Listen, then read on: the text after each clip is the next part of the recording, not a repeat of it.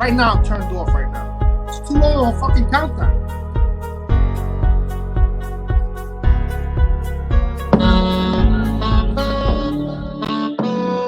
Woo! On the beach.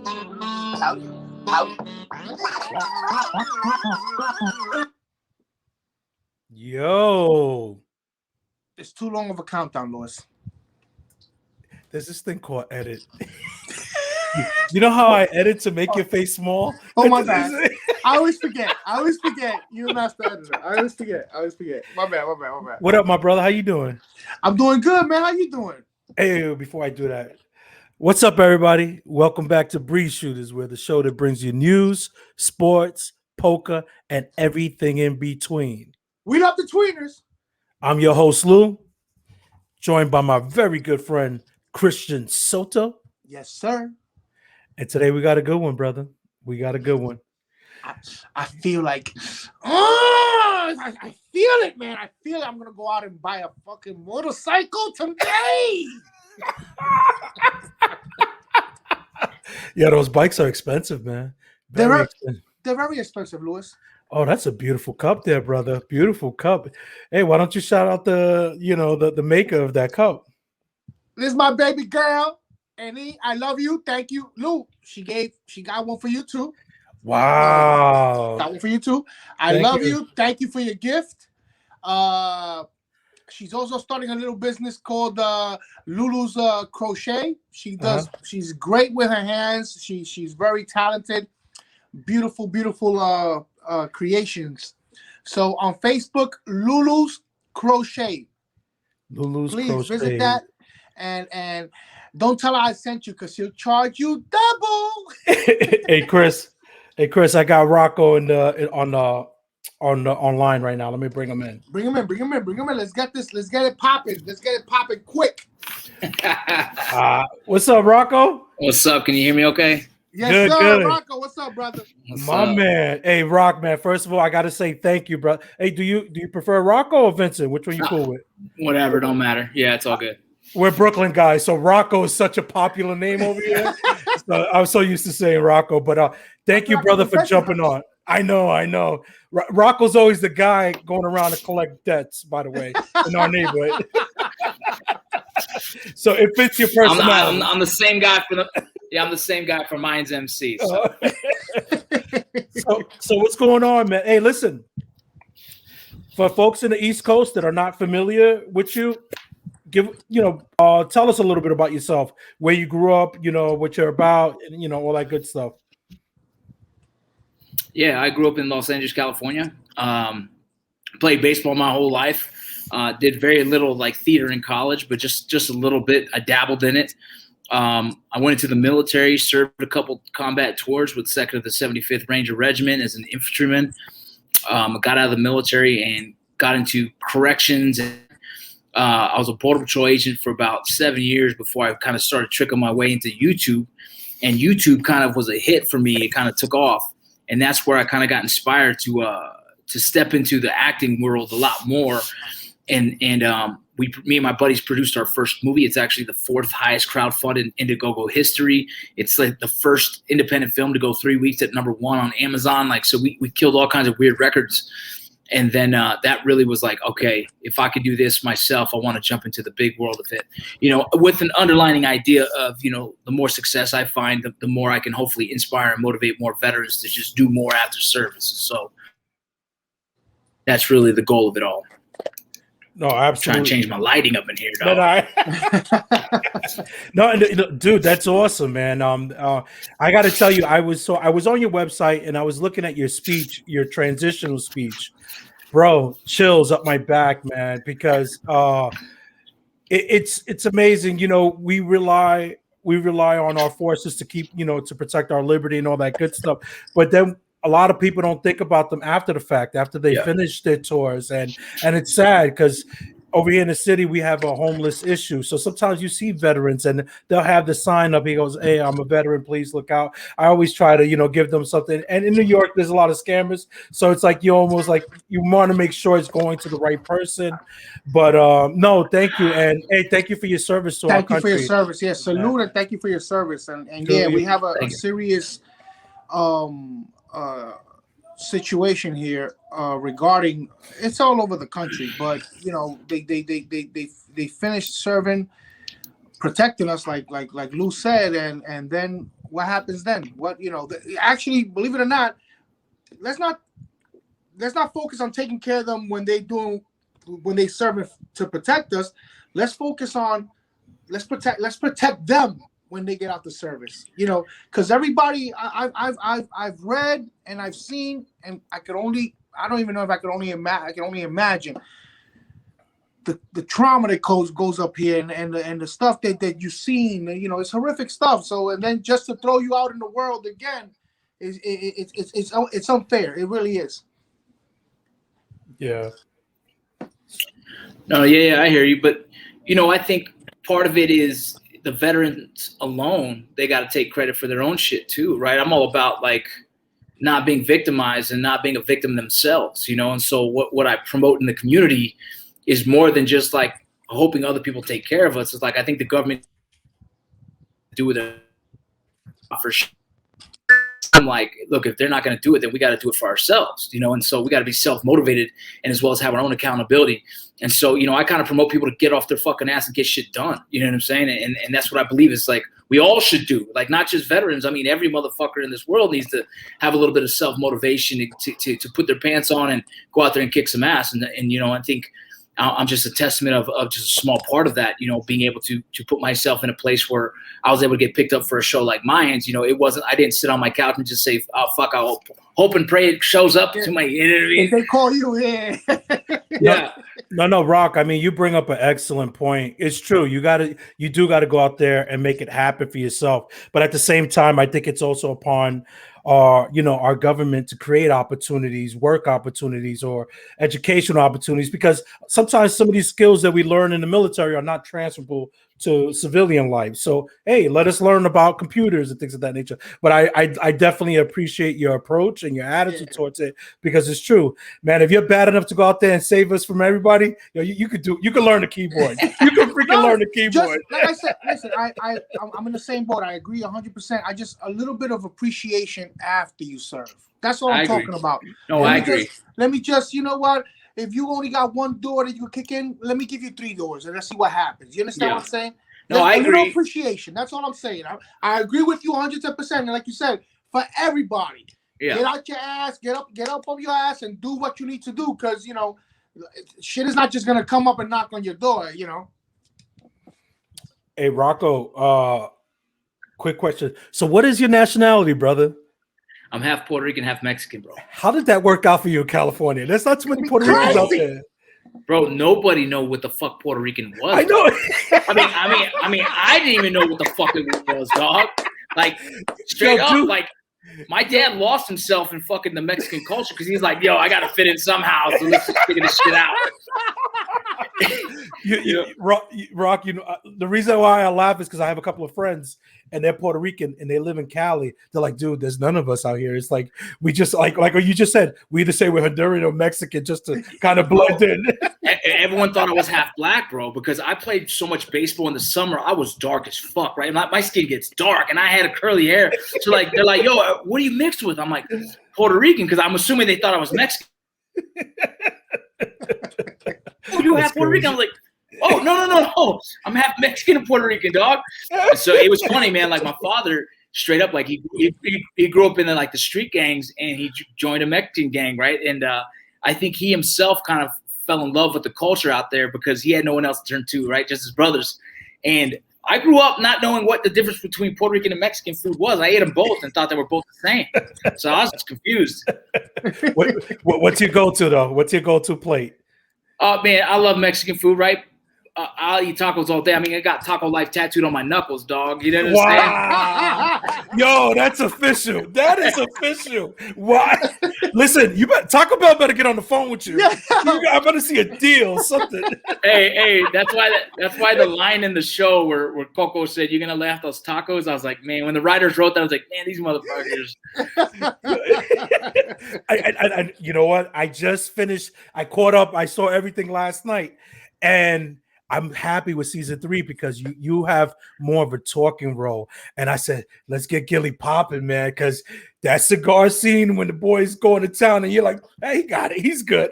I said, yo, Chris, the show is straight fire. This show is great. First of all, for our listeners that are not familiar with the show, the Mayans is a spinoff of the Sons of Anarchy. Sons of Anarchy.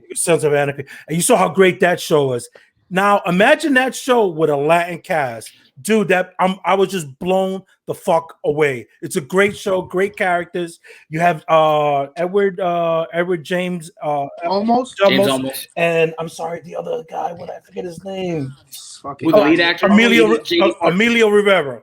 Emilio Rivera. Icons, Chris. Icons on this show. This show is phenomenal. Yeah. Now, speaking of those two gentlemen, how is it being on set with those two legends? No, it's great, man. I mean, look, I have the best acting class of all time, bro. I'm learning and growing with these dudes day in and day out. It's he took me under his wing, and you know, we become really close. And it's crazy because I took my dad to go see him, and we went and watched the first episode in the premiere. And I'm heading home, and he calls me and goes, "Hey, I want to know when you get home. You know, just tell me." Like Emilio Rivera is checking on me to make sure I got home. Like, it feels good to know that he kind of put me under his wing and like takes care of me. And that's just the respect of, he's the real deal, bro. Like, I don't get a lot of opportunity to meet with, you know, Edward James almost at the same time. When he opens his mouth and speaks, his voice is just kind of that command presence in the room. You're like, oh shit, that's. Yes, I could see that. I could definitely see that. So about the relationship I have with Emilio, man. No, I'm sorry. There was a slight lag there. Sorry, Rocco. No, it's good. I said there's a really cool relationship between me and Emilio, and I don't know, man. I can't thank him enough for just mentoring me throughout this whole process. Yo, Rocco, but it looks like Emilio's not even acting. It looks like that's him. I can see him. I can just feel. Hey, he's the real deal, bro. He's the real deal. No, there's stories on him. He's official. Is that true? There's a little history there between Emilio and your dad, like some rival gang shit from back in the day. Is that true? Where did you hear that, bro? Yo! Yeah. Now you trying to start on some shit? No. I'm talking probably 70s, man. We're going back. It don't matter. It don't matter. Yeah, old school. So my father was Echo Park kid, and Emilio was a Frogtown. Big rivals. And I remember the first time they met, Emilio was like, "Hey, homie, you ever shot at me?" And it was just funny. Yeah. But it was more of like it was a joke. And they were just, man, they both smoked cigars together and everything. But it was a beautiful, like, funny moment of like just a kind of a tip of the cap to the old school ways they grew up, you know? Hey, Rocco, stay in there for a second. I'm always intrigued with West Coast life, man. Yeah. And you know, but unfortunately never visit. So I only have like films and shit to like reference. Is the gang influence really the gang life, is it really that influential in these areas? And was it in your life? Yeah, man. Let me fix this beanie, man. But yeah, so you grow up around it, right? You're guilty by association sometimes. I never was jumped into any gang. I'll never claim any gang affiliation, but throw a stone at different Sureño gangs. You know what I mean? It's just like you go to school. That's just what we know. We know what colors to wear. We know what streets are owned by what territory. It's just very common in the San Fernando Valley. You know, until you know, if you understand the gang culture in the West Coast of gangs and the Mexican mafia, you know, like you understand there's been some growth in this space, and at least you know, not so many rivalries in the Latino community because they kind of all fell under the umbrella of La M. So, you know, I mean, I know it just by growing up in it, in the area of it. You know, my brother was big in the underground Sureño music era, and you know, like I said, sports my whole to stay out of it. It was more of my father's doing. He just kind of forced me to play sports day in and day out, year round. I traveled playing baseball, and it was his way of kind of keeping me away from the same, lifestyles that him and my brothers kind of trickled into. Nice. How far do you get with baseball? Do you play? I played college baseball. I played college ball. I went to some scout teams. I got cut from a lot of independent pro teams. Pitcher and an outer, I loved it, but academically, man. So I was dyslexic, and so I struggled with education my whole life. Who you telling, man? They diagnosed that way after the fact. Yeah, I thought I just couldn't read, dog. I was like, man, okay, fuck it, I'll take that. I can't read, no big deal. It's funny because when you're in school, they have like you're in the fourth grade, for example, they have 4-1, 4-2, 4-3, and you're just thinking, hey, you know what? It's just too many kids, so they have a lot of classes. You don't realize if you're in 410, dude, the next class after that is the rubber room. So you got. I was always around that 4-9, 4-10 class. Bro, I mean, I didn't want to tell nobody I couldn't read, dude. I was like, that's embarrassing. Find out later, it's an actual thing. So it's all good now. We figured it out. Honestly, I get my scripts early because of it. Got you. And sometimes my lines. It's funny the way I read things. It might confuse me a little, so I just copy and paste it, send it to my wife. I'm like, read this to me real quick. Hey, listen, what man doesn't do that?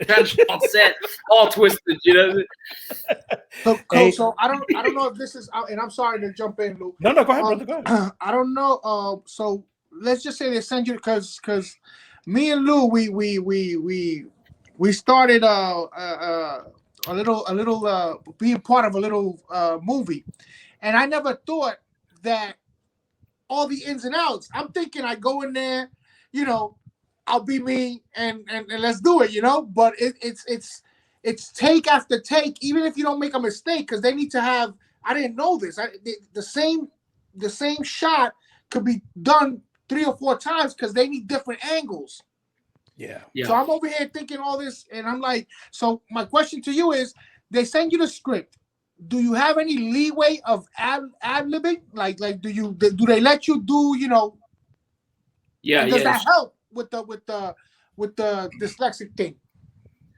Yeah, a little bit, right? I think it all depends on the director or the writers, right? It all depends on the producer of the show. Like, do they want you to add a little bit of character to it? Do they want you to stay true? So like season 1 and season 2, we couldn't stray from the path. We had to be right on it, dog. Like, okay. Like there's no flex. Like you'll get your ass chewed. So you don't fuck with it, right?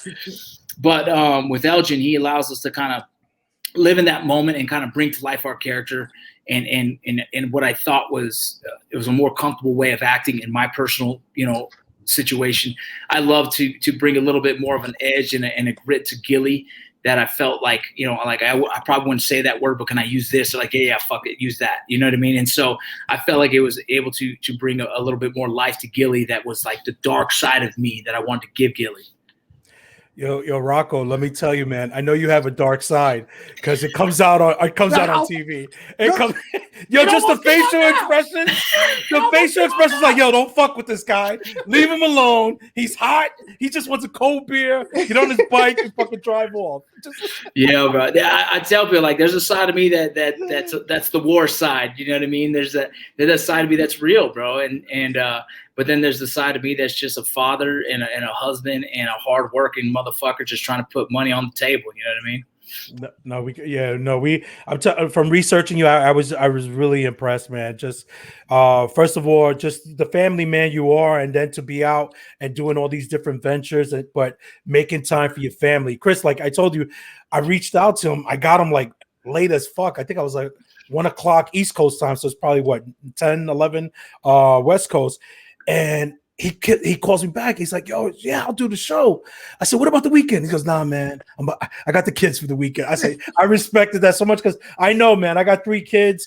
and they're all on travel teams. So my weekend, I'm an Uber driver, just going back and forth, dropping them off, and just enjoying the moment because it passes so fast. So yeah, weekends never work for me, bro. Because it's sports. It's all sports and them, Right, and that's the thing. You want to be able to, if you're focusing, especially when in a situation. That's why I give Lou a hard time, but he knows, his kids. I love his kids.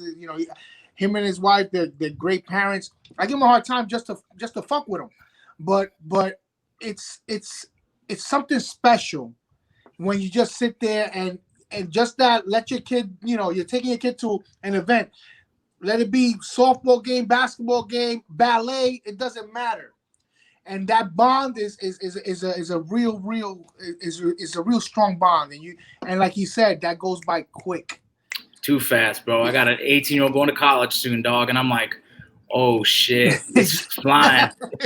Hey, Rocco, talking about your 18-year-old, you coach her in wrestling because she's a wrestler. Yeah, right? yeah. I've coached my kids in wrestling for probably 10 years, and yeah, I mean, at one point I had to let go because you get emotionally invested in it, and I didn't want her to hate my ass.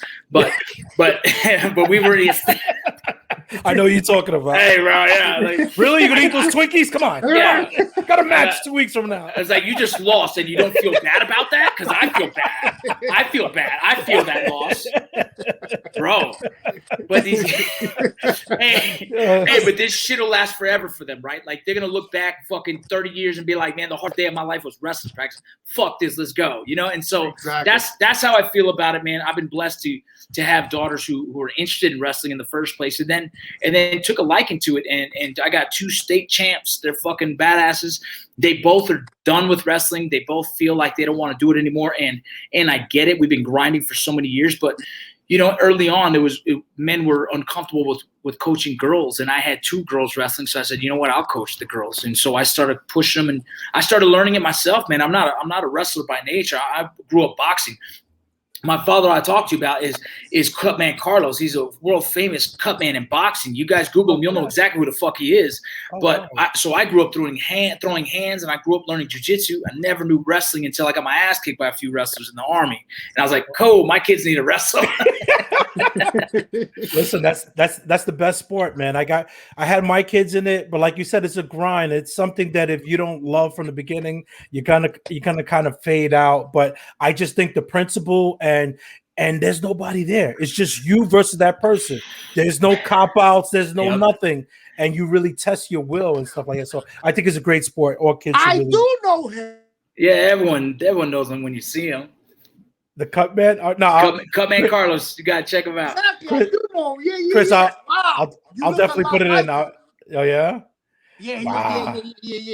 Yeah, I grew up, around the fight game, carrying some of these title belts in with these boxers. I grew up going to Freddie Roach's gym, and I remember asking my dad at a young age. I'm like, Dad, what's up with him? And my dad's like, hey, Vinny, that's like the best boxing coach in the world. Like when you're a kid, you don't know these things. You know what I'm saying? I remember Pacquiao doing magic tricks in the back with quarters, just being cool. You know what I mean? Like I grew up Freddie Roach's gym, but also Joe Gooson's gym, which is now called 10 Goose. When you've seen my boy Ricky Funes is the main coach there, where you had like Justin Bieber go up there and throw hands and stuff like that. Like I grew up at those gyms, bro. It's just my dad worked. Wow. So going back real quickly to the show. How was it to record during the pandemic? Was it difficult, like shooting? Yeah, man, for multiple reasons. We tested 3 times a week, right? So Monday, Wednesday, Friday, we're testing. So that in itself is kind of a nuisance. It gets in the way because I try to travel home, and if I can't travel home, and then I have to stay in LA, and that's a pain. But as an actor, man, we shot it's called blocking, and so to explain that to people who probably wouldn't understand what that means, it's like imagine 10 episodes. And out of 10 episodes, in 4 of those episodes, you're in a bar where you're going to film all 4 of those episodes that day or in that week. And so as an actor who tries to develop his character throughout the season and understand emotionally where they're at in each episode and each moment, I might have to go from this joking, talking shit Gilly to all of a sudden, the scene you guys saw the other day in episode 3 with me and Richard was like emotional, me and Coco. And so trying to understand that was a little bit more of a challenge, but dude, we were blessed to be working, dog. So I took it all like, okay, cool, we'll figure it out. No, you're not lying. I was surprised to see you guys on so quickly. And I was like, oh, these guys are working straight through. So I can imagine the precautions that were taken in place because you do have some older characters on the show. And I know for those reasons alone, you want to make sure that they're okay. It's not even that. Like let's forget about us actors. Let's think about the hundreds of families that also make a paycheck by working. The cameraman, the grips, everyone. It's a total package, thing. When we treat everyone like family. Like I think everyone on that show that you don't see on camera is more significant than us. Shit, dog, we're just actors, homie. Like I know that. You know what I mean? And so I respect the hell out of everybody who was there before us and left after us. And it's just, like we all respected them so much that we stayed true to the precautions. Like fuck big parties, fuck all the shit. Stay with your family, stay in these small pockets, get tested every 3 days, and let's get the show done. And we've been blessed to get through that whole show with very, very few incidents. Oh, that's good. Do you happen to catch Tom Cruise when he wigged out? Oh, bro, it's dope. I shouldn't say that, but I thought it was dope. Like, no, listen, man, it's true, man. He goes, he was basically saying, listen, kids got to go to school, schools got to get paid for, people got to get back to work, mortgages got to be paid. It's like, listen, let's just do what we got to do. Let's go back to work. And if we're cautious, we could do this. The right way, yeah. Yeah, I mean, look at the drill sergeant in me in the military was like, "Fuck yeah, Tommy, get him." That's how I would have been too in my own real world. That's great. But I understand the controversy for it. I understand how people get emotional about that. But what the essence of what he was trying to say is exactly what I was saying about our show. We care about everyone around us. We want everyone to get paid. We want everyone to stay working. And so that's why we were so strict about what we did. You said traveling. So you're not, your home base is not LA then? No, I live in Salt Lake City, Utah, bro. This office right here, this is where I do my podcast. See that sign in the back? Let's see. Boom. That's Vinny Rock Podcast. That's mine. I live in Salt Lake City, Utah, and this is where I do my daily hustle. I own a barbershop down the street. My kids all go to school over here. It's just, this is home for me, man, and for multiple reasons. I filmed a TV show out here, and I just fell in love with the place, and it's safe and it's quiet, At the same time, like LA, a family, I have a big family, dog, so like affording anything in LA would be really challenging. So to make my money go farther and for my family's happiness, like we decided to stay here. Which is a very, very smart move. No, because I heard you say that you had to travel, and I'm like, I thought you were based in LA. No, I was driving 9.5 hours every weekend. Wow. Damn. Wow. So staying with the barbershop. I heard you're a pretty good barber too, man. Is that true? Yeah, I've been cutting hair for since I was 16. I cut hair in the military. I cut hair in the border patrol. I cut hair everywhere I go. And so I had the opportunity to invest into a barbershop, and me and a partner did, and I love it, man. I'm still, when I go there, I'll cut my own son's hair sometimes just to keep cutting, stay fresh with it. But I love the barber world. I love getting a fresh haircut. I love having my son. I was gonna go today and get lined up, but I didn't. But I just love the world of that, right? And I think that might be the Puerto Rican, in me. Yeah. Let me get some. Can you do anything about this? Can you do something about that right there? Yeah, just don't go too high on that fade, bro. Don't go too high on that fade, bro. They're starting to do tattoos to fix that nowadays. That's exactly what I was thinking. The top of his head is looking like Puerto Rico, the island of Puerto Rico, the outline. Oh man! Oh shit! Salt Lake City, how is that? How is it? It's cool, man. Like, I don't like to talk about it because I don't need no more people showing up here. Exactly. Smart man. Keep it on the down low, right? It's the best kept secret. No one else needs to know. Nice. No, I've heard. Listen, there's two. Say that again. Hey, Chris, we can't hear you. Oh, hello. Can you hear me? There you go. Now we can hear you. Go ahead, brother. Motherfuckers know I'm recording, and they want to fucking call me now. You have to bleep all this out. I'm sorry. So I found out the other day on the Joe Rogan podcast a few months ago that Post Malone is from Utah too. I'm like, what the fuck is in Utah? And then I start thinking it has to be nice and quiet and nobody fucks with nobody. Right? Yeah, it's kind of like that Texas mentality here, but not so Texan, right? And I love Texas because I'm from there. I mean, my mom's from there. I lived there for many years. My wife's from there, but we have good gun laws, which is important for someone who was raised around guns, who military training, likes to make sure my family's prepared, right? And so in that essence, it made sense with my ideologies, my personal ideologies. But the same as him, Post Malone's a big shooter. He's a big advocate of shooting. Exactly. He likes to train. There's good hunting out here. It really is like, look, man, in 3 hours, I can get to snow, I can get to lakes, I can get to outdoor trail running, I can do camping, I can do fishing, I can do whatever the hell I want within 4 hours. And we love it here because of that, right? It's a very family-oriented society. The LDS community is big out here, which, to be honest, man, they're peaceful people. I'm not LDS, but they don't bother me. Actually, I think they're scared of me, to be honest, so I'm cool with that too. Yeah. You had mentioned earlier about your dad being a cut man and you being around the fight game. I had saw somewhere that you were thinking about fighting in UFC. Did that ever materialize, or it was all a joke, man? It was all a joke. Oh, because I saw you said the soft division. I said, yeah. I said, man, I just got picked up for the soft heavyweight division. And people were like, dude, I'm like, that don't exist, man. I was like, man, you got to be careful with my social media because I don't take myself too seriously, and I post a lot of BS, and it's fun, and I usually make it so it's obvious. Like I usually Photoshop pictures of me and The Rock and and just do some bullshit, No, you got me on one. I forget the name of the bodybuilder, but you said you were working out with the dude one day and you all jacked up. I said, holy shit, I got to get that guy's number. He's fucking sick. Yeah, that's my boy. That's the homie Big Boy from Strength Cartel. I made him take a picture in the same exact spot that I was standing, and so then I just took his head off and put mine on it, and it looked badass, bro. It did. That's my motivation now, bro. I use that picture.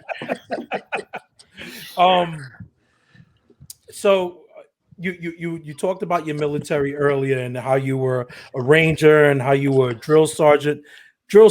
What's that all about? Like, the stories I hear from guys when they come back from the service, they're like, man, I hated my drill sergeant. He was a mother, but by the end of it, I loved him. I loved him so much because he essentially broke me down and built me to the point I needed to be in order to get through this. And so what was your take on being a drill sergeant? Was it something you enjoyed? It's the most rewarding thing I've ever done in my life, man. I mean, think about what we do with kids from baby to 18 is what we do with the soldier for 16 weeks. You know what I mean? We pretty much raise that kid to be ready for war, as well as showing them how much we love them, showing them how much they matter, showing them how to work as a team. Like, there's kids that have never been taught by their daddy how to shave, and I'm the one doing it, right? Wow. There's guys that have never been taught how to look at a different race and not see color, right? And I'm teaching them that, right? There's people that have never understood what it's like to have care of equipment, neatness of dress, like all these little basic things, that fundamentals that some of us that are blessed to have growing up, most of these kids don't, right? Most of these kids have never. One kid told me, and it's the saddest thing, one kid told me he can't wait to get his first 4-hour break because he can't wait to go have a steak at Steak and Shake. Wow. And I said, Private, they don't serve steak there, dog. That's horse meat. Horse meat. It's just a sandwich. But the sad part was he was so poor his whole life that he drove by a Steak and Shake his whole life thinking they sold the best tasting steaks ever. Right. Oh, and so we were able to get him to a Texas Roadhouse at the time, and he had a steak for the first time ever. And it's just these heart-wrenching things that people don't see, man. Like, I loved it because I swear to you, I called them my kids, and I raised all these kids, and they still hit me up till today saying you were the best drill sergeant. And I just tried my best to give them the most of me, man, because I know a lot of these soldiers were going to be going overseas within the next 30, 60 days. And my heart was with everybody who serves, man, everybody. And so I love that job, and I would do it to the day I died. I would do that job. Seriously, if it paid good enough, it don't. Was it easy for you to muster up anger? Because I know sometimes part of the role you gotta, or was it just happen natural for you? No, man, you because I know half the time you go and laugh. Yeah, it's funny as fuck. You at first, bro, you hate how incompetent they are. You're like, what the fuck, dog? Like, it's like, are you kidding me? Like you genuinely get anger. But there's also the anger that if they make one mistake overseas, they kill everybody. And so you bring that emotion with you. So one kid fucks up and you're like, dog, you do that over there, you're gonna get someone killed, and it ain't hard to get on it, right? But and you stay in that mode the whole time. You wake up and you're like, I hate these kids, but you really love them. You just hate how you have to break them down a little bit and get them back to And it's a beautiful, man. I swear to you, that is the best job I've ever done in my life, man. God bless, man. God bless. Man. Give us your funniest drill sergeant moment. Oh man. I know you have a bunch. and there's a few, right? Like there's a few. You can leave out the names. You can leave out the names. we have to do these urinalysis tests, right? So UAs, they gotta pee in a cup, and they can't pee in a cup without us watching it leave the body into the cup, right? Nobody wants that job, but sometimes you just gotta have the job. We call it the pecker checker, right? So I'm pecker checking over this little country boy, man. And he's like, Drill Sergeant, I get nervous when I pee. And I was like, and I'm like, bro, I said, hey, Private, there ain't no reason to get nervous. Go ahead and pee. Let's go. I got a penis too. I piss all the time. Let's go, right? And he ain't doing it, man. It's like 30 minutes now. He goes, Drill Sergeant, you mind if I sit down? I said, okay. So we sat down on the toilet, and as he's peeing, I'm watching him. He goes, Drill Sergeant, I just pooped a little bit. I was like, what the fuck? I'm like, it's like a baby, man. It's like a baby, dude. I'm like, man, put the cap on that cup and then wipe your ass and get out here. Let's go. Like, oh my God, man. That is funny. But you know what? That's full circle right there. It just shows you how young these guys are, Oh, yeah. They're and babies, then man. Yeah. And then they're going into war, and it's like, it's so sad, But I'm also big on the military in terms of building men. Like I like in other countries where they have like a 2-year minimum, like right after high school, kids go right into the service. Yeah. I think it's a good foundation for these young men, and then after that they should progress. I agree. College or the work for structure. Yeah, for structure. Well, a lot of these guys need it. Yeah, people forget you don't have to be an infantryman, right? You don't have to do what I did. You Really? can do anything. You can go and be a cook. You can be, man, the other day they posted a job of there's a canine handler. You can be a vet tech. There's so many jobs in the military. You can sign up for a job, get college paid for people that are like, look, my parents were never going to be able to afford college, right? So me joining the military was a very important thing for me to give myself opportunity. I'm going to college right now. And my kids now can afford college because I put myself in these positions, but never would have been able to do that without the military. But you don't have to do what I did. I went in there and said, let's go see the war, bro. Let's go shoot them up, bang them up, go, right? But hindsight's 2020, right? If I thought about it, man, I said it would have been like, let me be a respiratory therapist and get out and make $80K a year right off the bat, right? My son is talking about joining the military, and I'm like, look at every job option there is. Don't do what I did. There's Intel. You can go right into working for 3-letter agencies right away. There's so many things out there. I got a son that loves video games.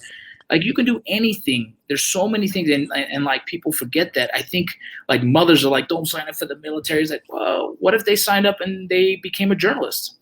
Yeah, you're absolutely right. So many options. You know what the problem is? Exactly that. I don't think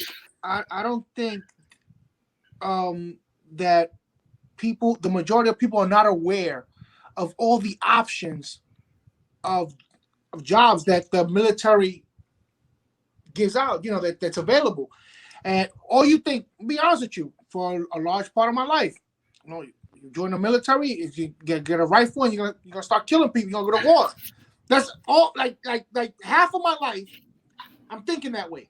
Then wait a minute, no, cook, like you said, and so many branches. And that's the lack of information is what kills us. We don't inform ourselves, like right there, like you just said, your parents couldn't afford college for you. You joined the service, and but you chose to be infantry. There's a lot of more options, and the thing is, these young kids don't know that. Yeah, military bad. It means war. It means death. And it's a damn shame. It's funny because when ROCCO was talking about all these different opportunities, I vividly remember being in school.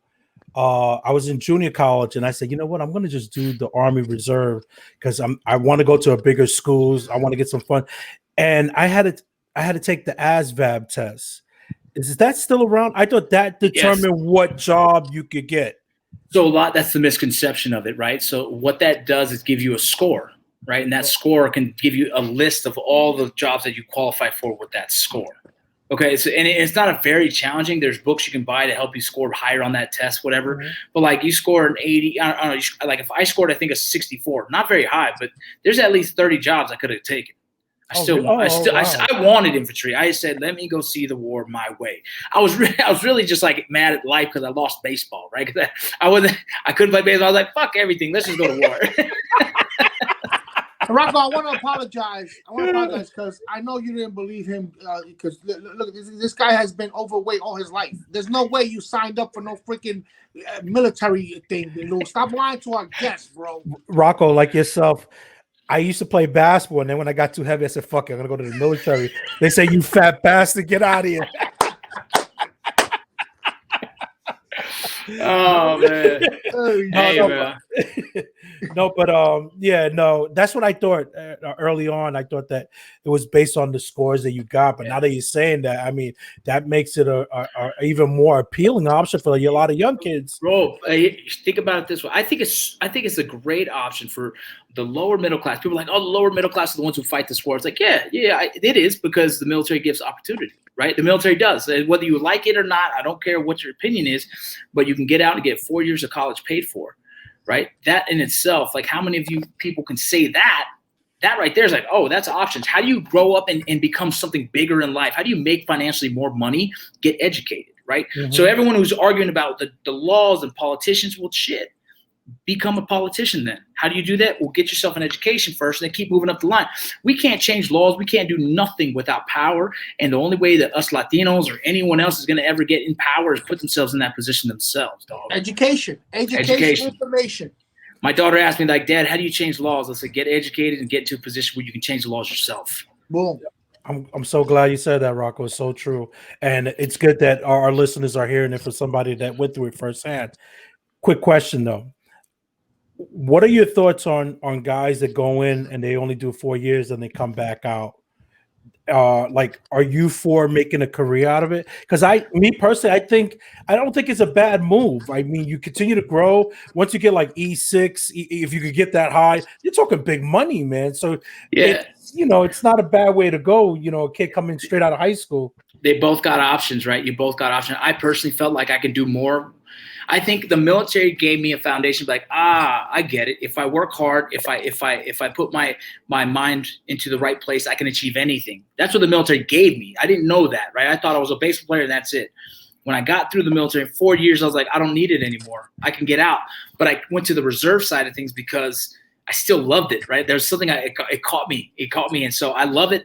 I'm still, like I said, in the reserves now. I'm a sergeant first class. I'm an E8 promotable, but I'm getting out of the military because I don't have the time to give to it right anymore. I'm so busy with everything else in my life. But like, if you go in 4 years and get out, man, more power to you. But no, when you get out, the work don't stop, right? You got to keep doing your thing, and so that's just the truth behind it all, man. Gotcha. Are you finding that you are getting called for like tech advisor type roles as well with Hollywood? Or yeah, I haven't. I am the tech advisor for the show now currently, right? So I'm the tech advisor for one of the tech advisors for the show. But I mean, I'm not really chasing that either. I'm an actor. I'm really trying to stay an actor. I want to write, produce, and act. And so it's a funny thing in Hollywood. If you keep taking specific roles, if you keep doing certain things, you kind of get pigeonholed into that. And I don't want to do that to myself. I'm very specific on the roles I take. Mayans, I mean, I'm going to take whatever Mayans gives me because it's Mayans MC, right? That's kind of a great launch. But after this, I'm hoping some roles show up that I can be very proud of in the future. And I'm proud as fuck of Mayans. So yeah. As you should. As you Rocco, should. you ever write a movie where you need two funny fat guys? You give us a call. we can three be the Latino fat boys, dog. There you go. Listen, Rocco. I'm glad you took me there. I'm looking at you, dude. Your shoulders are fucking brolic, right? I'm looking at Mayans. Do you have a peepa? Do you have a small belly? Because you don't look like you have a belly. Bro, and so when the guy said the hamburger line, I said, "How's he calling him?" chubby. I said, this guy's fucking jacked. Dog, in Hollywood, I am fat and I'm big, right? No, like, really? In the reality of it, like, no, bro, I definitely have some chunky stomach, bro. I'm definitely have one too many tacos, and I'm cool with it, right? I mean, I want to work towards that, but like, as it's funny, as I was getting in shape for this, like I turn it on and turn it off. I'm getting in shape for this, and I read the first script, and it said, fat. I was like, oh, well, fuck the diet, dog. Fuck it. I ain't trying to piss off no writers. I'll show up fat. Let's go. Bring on them donuts. Rock, you're not fat though, man. I'm telling you, you're not. No. I was just surprised. I said, "Really? Are they going there with him?" Well, think about in the big picture of the Mayans MC. I am the biggest one, right? So in a military, if I was this and the military dudes are all in shape, they're gonna look at me, call me the fat ass. Yeah. And so perspective wise, yeah, on the MC, I'm the fat ass. But in all reality, like I show up however I show up. In this scene, like they call me fat. I'm like, I'm gonna take that. I'm gonna be real relaxed with my diet, but I don't want to always be that. Like I want to be able to get hired as a jack dude. So I got to get motivated myself sometimes. And so this whole break between this and if there is ever a season 4, fingers crossed, haven't heard. My goal right now is to run a triathlon and to compete in a couple of jiu-jitsu tournaments. And when I start training, it all falls off, man. Damn, you really are badass. Look at that. So you had mentioned earlier, because I saw you have credits for writing and also producing. Which hat do you like more, acting, writing, or producing? I'd say I love writing because that's been my therapy for so many years.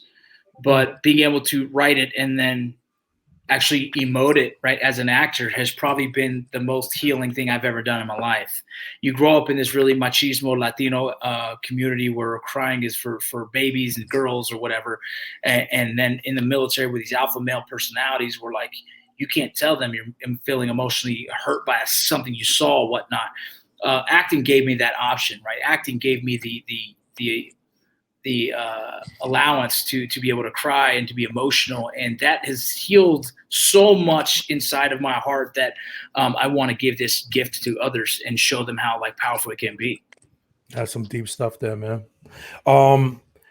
Right now, like I can't stop thinking about the popularity of Mayans and what comes with that. All the great shows, The Sopranos, The Walking Dead. Every time you start falling in love with these characters because the show's so great, they start whacking them. And I'm like, and I'm watching season 3, and I'm like, yo, Gilly's turning up now. I said, mother. Do you see it coming? I hope it doesn't, but do you see it coming? I think when you're on a show like this, everyone sees it coming. You know what I mean? I think on a show like this, all you can do is just be blessed for every opportunity they give you. You do the best you can with it. And look, we have to be honest with ourselves. We're actors. We're not Mayans. You know what I'm saying? Exactly. I'm an actor as a Mayan. And so when this show's done, it's time for me to go find us another job. And I hope this job is not done for 20 years, bro, because I love this character. But I'm not foolish to fall so deep in love that it's going to ruin my life. I'm just I'm an actor, dog. Yeah. When you're in a show like that, like the ones that Lou mentioned, listen, one of the crazy ones, these actors is Oz. When Oz came out, there's nobody safe. No. In the next episode, you get shanked in the neck, and it's a wrap. Yeah. So, bro, yeah, you open every script like this. You're reading it like. One more week. You skip through your name. You're like, I'm good. but it's great what he says because. One door closes, 3 open, and his character in the Mayans it catches that traction, and it's gonna open more doors. So his mindset is fucking amazing because listen, if it happens, good, because now I'm gonna go left, I'm gonna go right with my next character. It just opens another door. That's all. Absolutely. Hey Rocco, did you know how to ride a bike before the show, or? Man, not very good. No, yeah. I rode like a Vespa scooter and I crashed when I was like 13. I rode another little dirt bike in the military doing some training, but I've never really ridden more than a mile on anything until. All bullshit aside, is it tough though? It looks tough. I'll tell you what's tough about it is keeping your mind on target with what you're doing, like knowing which gear you're in and what you need to drop it to and how slow or how fast you go, right? Knowing which pedal to kick, right? And then when you're going fast, like little mistakes can cause a lot of problems. You know what I'm saying? And so, look, I'm gonna tell you straight up. I don't know how these motherfuckers love this shit because when it looks uncomfortable as fuck, though, right? The handlebars all the way up high. Bro, you ride for fucking 4 hours like this, and then you get off. You're like, get me off this motherfucker. And then I just want to go to sleep. And it's funny because these dudes fall in love with it. They love it. And I'm not saying none of it because like I've gone some rides by myself with no one around me, and I'm like, this is dope as fuck. The freedom of that, like I swear, you can't take a better like breath of fresh air because it forces it down your goddamn fucking lungs. So it's like fuck, you know. But when you're around a crowd of people and one person makes a mistake, you all can go down. Like, bro, I'm sitting there like every time you get on, it's like, fuck, bro, this is crazy. This is a risk. And being in the motorcycle culture more now, I've lost more friends to it. So I'm like, man, this is fucking crazy. Mm-hmm. So this is funny thing about veterans fall in love with motorcycle riding. And I think it's the chase of the adrenaline of combat. Right? I think we've lived so much on this crazy. You get home and it's boring as fuck. You get on that motorcycle, you're like, oh shit, I can risk it all again. You know? Wow. So it's a trip. So there is something about it that I do love, but like, dog, when people are like, hey man, let's go ride, there's like 30 of us. I'm like, fuck no. The kid's got a basketball game. I'm sorry, bro. I gotta go to a wrestling match. Do the bikers in Cali show you love? You know, they all do, bro. Every MC shows us love, and it's a beautiful thing because we're not MCs, but we play one on TV, and they respect that, and I think they really appreciate it. And you know, we're not glorifying anyone in particular, anything. We are just actors, but we do feel the brotherhood of what it's like to wear the cut. When we do put it on, there is an honor to having that Mayans cut on your back. I know when actors show up and they get a chance to play a Mayan, it feels good to them too, to be part of that legacy of what a Mayan is. Mm-hmm. And like when Easy, got patched in on the first season or the second season, it was like, genuinely, it felt good to all of us. We're like, fuck yeah, bro, you got your shit. It's something very crazy about it, man. It feels good. That was a nice scene too. That you talk. When they just threw the jacket on the table, like, here's your tags. There's also if you guys put, because I all bullshit aside, I got it on my favorites. I haven't started watching it. Lou's been telling me, Chris, phenomenal show. You don't understand. Because I was Sons of Anarchy. I fucking love Sons of Anarchy, and I this is better. They don't have Gilly over there. This is better. Gilly's badass. Sons of Anarchy when it was already 5 seasons in. So, I went through the 5, I think it lasted 7 seasons. I went through 5 seasons like in 2.5 weeks. But so I got it in my favorites. I'm ready to watch. But what I'm saying is that most likely you get that respect from the MCs because from the other motorcycle clubs because you're doing a good job portraying what it's about. Yeah, yes and no. Yes and no. Okay. Think about it this way. Yes, because we all like we're highlighting an MC. That's cool. I think anyone's like baseball players like to watch baseball movies, basketball, like so that's cool. But there's no one that wants to claim to be us, right? Because we do weird shit, right? And any MC is like, all the MCs like, no, that's not us, dude. We don't do that shit, like So it's this funny thing because I know when you're watching Sons and you're like, some MCs like, oh no, dude, we don't do that shit. That's weird. Like fuck that. We don't do And so I think everyone watches it because they love their own community. And they're interested to see where the relatability is. But at the end of the day, when you have someone like Coco's character or whatever it is that doesn't line up, like nobody wants to claim it. It's like that. Like they're like, no, we don't do that, right? So I think it's entertaining on all aspects of MCs and people that are not even part of the culture to try and learn more about the culture. So we try and pay as much respect and keep it in as honest as possible, as well as we know we're here to entertain the community as well as watching. Exactly. I think the writers do a great job of that. Balancing that line of talking up the MC life, but also showing respect and really not going too far off character. Right. Let's talk about your organization, Veterans. Yeah. Tell the listeners a little bit about your organization, what you guys do, and how you're helping veterans throughout the world. Yeah, man. I mean, I've been involved in veteran advocacy for a long time, and trying to get down to the bottom of the answer of how to get veterans who are struggling with transition out of that. There's not a lot of positivity in the community. We kind of stuck on the negative of the veteran community. And so veteran was kind of like that positive conversation, that change of the conversation, that veterans are not broken. Veterans are not, all just alcoholics and struggle with post-traumatic stress. There's guys out there that are very successful, in my job as someone who's a voice in the community. I just want to highlight that, so we're working on hopefully getting some funding to build a veteran transition center that's more like a community of like a YMCA or a rec center for veterans, as well as, just really be able to get down to the fundamental truth of healing trauma and getting help. And so I want to make it an okay conversation. Say, hey, I'm feeling vulnerable. I'm feeling weak. Can I get some help? And then boom, I'm going to resource all I can to get them all the resources that they need to find healing and peace with that trauma. Nice. Rock, I want to be respectful of your time. How you looking? Are you still good? I got to go back to work in a little bit. Let's what do you got? 15 more minutes? Yeah. What do you want? Probably 10 minutes. 10 minutes. Dude, whatever. Let's go. All right, Rock. Rock, you know what? I'll let you lead the way. Where you want to go next, Rock? Wherever, man. Shoot. What have I done? I don't even know what I do anymore. How about music? Have you heard any of my music? There you go. You know what? Rock. I was about to say. Man, dude, what is it that you don't do, man? Bro, have you read my poems? I knew it. Season 5, the poems come out. No, hey, straight up. If it has to do with writing, I feel very comfortable doing it. I'm a writer, man. That's what I told you my heart's at. I found a lot of healing in writing, and so trying to find other ways of getting that writing out there, I started writing music and I started producing it. And here's kind of a cool thing. I don't know when this podcast comes out.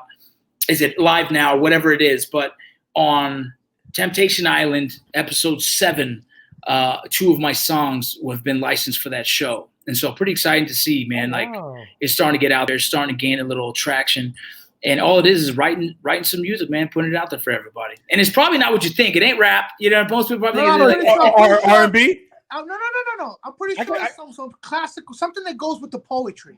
It's kind of like a soul. It's kind of like they're calling it outlaw. It's kind of, it has a little bit of a dark country in there kind of sound. So it's an interesting feel. You got to check it out. Definitely gonna check it out. Episode 7, Temptation Island. Yeah. Wow. I'm gonna check it out. Hopefully the women don't distract me. There's a lot of women in that fucking show, bro. It's fucking crazy. Crazy. And they all looking to be tempted. Like I'm like, yo, really?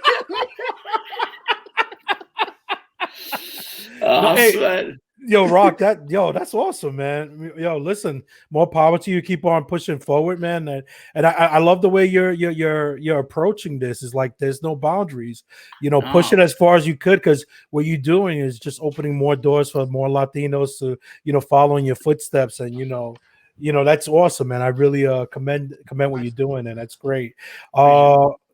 I want to get into what you got going on. Like, school the people. Let us know what you're working on. What to look out for. You already say you got the podcast. So I got the Vinny Rock podcast. I interview everybody and everything. It's just a fun podcast, just a cool conversation with anyone. Mostly, we'll talk about success. We'll talk about mindsets. We'll talk about whatever it is, trying to push people in a good direction. Sometimes I get others to talk about my own life. You can find that on iTunes, anywhere else, right? My music you can find anywhere else too. If you just Google Vinny Rock. That's where my podcast is. If you Google ROCCO Vargas, that's where the music is. I got to separate these names so people don't get confused. The goal is to help as many veterans as I can while I'm at it. If anyone ever wants to reach out to me, I answer right away. You know that. I just answer as soon as they reach. I answer, and that's really it. I'm out here trying to grow in the space. I'm here to network. I just want to continue to do really cool shit. I love to speak to people about my story on how I persevered through post-traumatic stress and getting out of the military. And, that's why I love being invited on shows like this. Like there's going to be probably 100 people that never knew who the fuck I was. They're not gonna be like, oh shit, this guy's kind of cool. But, Absolutely. That's how it works, man. Hey, speaking about post-traumatic stress, is there anything that the government could do to kind of help with that prior to it happening? Or is that something that affects everybody differently? Like, have there been studies done on it? I know I'm just throwing this No, out. you're good. You're good. Think about this, bro. Post-traumatic stress is not it's not the monopoly of the military, right? Everyone, you, we all have trauma, right? And so it's just the definition that they give for that trauma is post-traumatic stress, and there is nothing that can fix it, right? We don't know. Like me and you both can watch a baby trip and fall, and it could trigger you, and it won't trigger me, right? Everyone is different, and so in understanding that aspect, I think what we could do is offer a little bit more before someone gets out of the military. I think we need to offer a little bit more, counseling and different things to kind of dig deep and kind of reset their mode. Because listen, man, I got out of Afghanistan in freaking March and went home and got a job at the prison system in July, and I about fucked up the first inmate who talked shit to me, dog. I was like, bro, it's hard, bro. Dog, I just got back from Afghanistan. Don't think I won't fuck you up too, you know. That's great. I can imagine Rock running through the cell. Open the doors. Let them out. Let them out. I said, pop the door, bro. Pop the door. I'm gonna fuck this dude up. I said, I'll take these name tags out. Fuck this job, bro. Fuck you, bro. I don't like it, man. And I wasn't ready for that, right? I wasn't ready to have confrontation with someone because like I was already heated, bro, from everything. And so I think there needs to be a better transition from helping us turn off that switch, helping us heal some of that trauma, and then allowing us to get out into the world and kick some ass. You know, first of all, and sorry to interrupt, Lou. First of all, that's a great fucking idea right there. Before we let you out into society again, into the real world, let's take 3 months, 4 months, and let's talk, and let's leave that door open. You know, you just what you just said reminded me. I saw a clip of You saw how he was about to lie to you. He said he read. You know, he saw a clip. You audible. You audiobook. Shut up. Come on, man. Come on. Yeah, don't be lying to Rock. Why are you lying to him? I read sometimes. So no, same thing happened to like Mike Tyson. I saw it when he was interviewed in Joe Rogan. Mike Tyson, when his trainer died, Kuzumato, I think it was. Kuzumato had already trained Mike to be a fucking killer machine, and Kuzumato was the one that that had control of that. Kuzumato died. Nobody turned Mike's switch off. Yeah, and that's when Mike went crazy with everything. Now we all need to be accountable, but imagine if something like he just said. Let's try to place everything where to prevent you from falling. Yeah. So you can making these mistakes. So it's very that's very I like that, man. I never thought of it. That's a fucking great way to go about it, man. Well, think about this. I didn't like that reading joke. I read fine. But think about this. It takes 16 weeks to get someone ready to join the military, right? It's a 60-week program with your basic training, and then you do your personal education for whatever job you pick, right? Okay. Why wouldn't we have a 16-week basic training to get you back into civilian lifestyle? Show up, keep them doing PT, get them doing some counseling, get their hormones checked, because a lot of guys get out of the military with stress that their hormones stop producing correctly, and so you have low T. Low T in a dude is like a death sentence because you're emotional, you don't feel the same, your libido, your sex drive is low. All these things kind of collapse because of low T. And so all these things we can do in a 16-week program that the military should be paying for. Like, why wouldn't you let them get out in the right way? You know, but for some reason that is avoided, that is ignored, and I it's not like I'm the first one to think of this shit, dog. You know what I'm saying? No, it's just no one's doing anything about it. But that's the thing. Now you informed us. Now we start spreading because that's a great fucking idea. That's the way to go, man. I think at the end of the day, we have to do something to appreciate the service. You know, it's not like let's not abandon you. Come on, let's try to do the right thing. ROCCO, before we leave, man, me personally, man, it was great talking to you, man. It's like me talking to a friend I know. It's like me talking to Lou for 20 years. You know, you're great. I love your vibe. I love your attitude, man. May God bless you always, bro. Thank you, brother. And your kids, much success, man. and hopefully we keep seeing you. And whenever you need to plug something, please reach out. We'd be more than happy to plug it for you, man. And like I said, very, very I feel blessed. Dude, get to it already. Wow. Thank you. Yo, Rock, he wants to ask you for a loan, Rock. Yo! He's like, what the fuck? You're wasting precious time here with Rock. You was stuttering fuck. Hey, Rock, no, but to piggyback on Chris's thing, thank you, brother, for making the time. It's great to see that you're grounded and that you're a cool dude. You're very approachable. I just hope that our listeners and other folks get put onto you because you are a talented actor, you're a talented writer, and we hope to see big things from you. And bro, anytime you have something to promote, please just shoot me an email. I'll make sure to get it up so folks know what's going on with you. Sure. Hey, yo, Rocco, if I don't like your music, I'm gonna let you know. Yeah, you're gonna be vibing to it. Yo, he's gonna oil himself up and tell his girl, yo, Rock wrote this for us. This is my homie. Hey, my homie wrote this about you, girl. I asked him to write it.